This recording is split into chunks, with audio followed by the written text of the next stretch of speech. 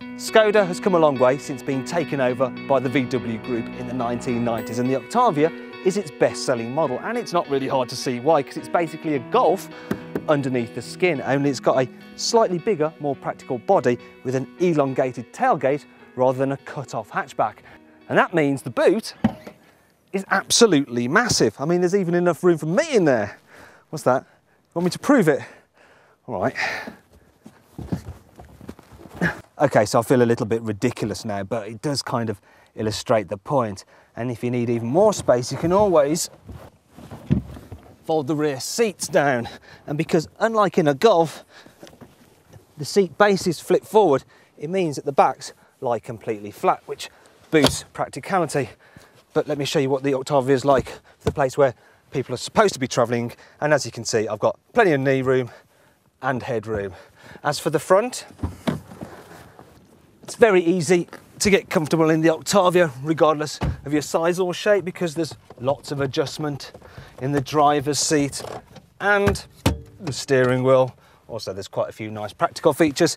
For instance, for big bottles, there's a large cup holder in the door bin, and for small energy drink cans, there's a tiny one there in the centre console. I also like this handy cubby on the dash, which you can use to keep your sunglasses, and everything you touch has that lovely VW group feeling of solidity about it.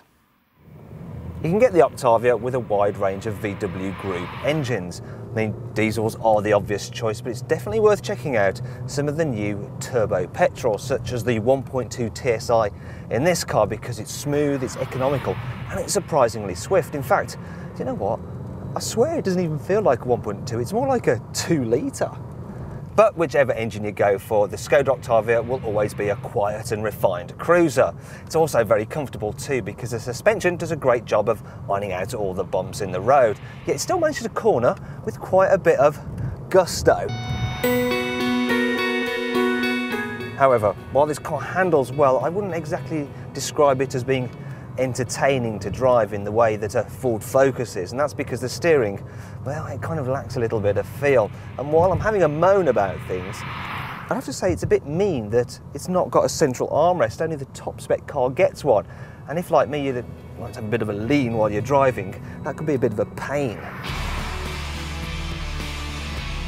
There's a drawback to that elongated tailgate too, because it means the Octavia is harder to park than a Golf. And finally, even though the jokes are a thing of the past, the badge still isn't as desirable as a VW one. But you'd be mad to let that bother you, because the Octavia, like I said at the beginning, is basically a Golf underneath, only it's slightly bigger and it costs less, which means that in terms of value for money, it's almost impossible to beat.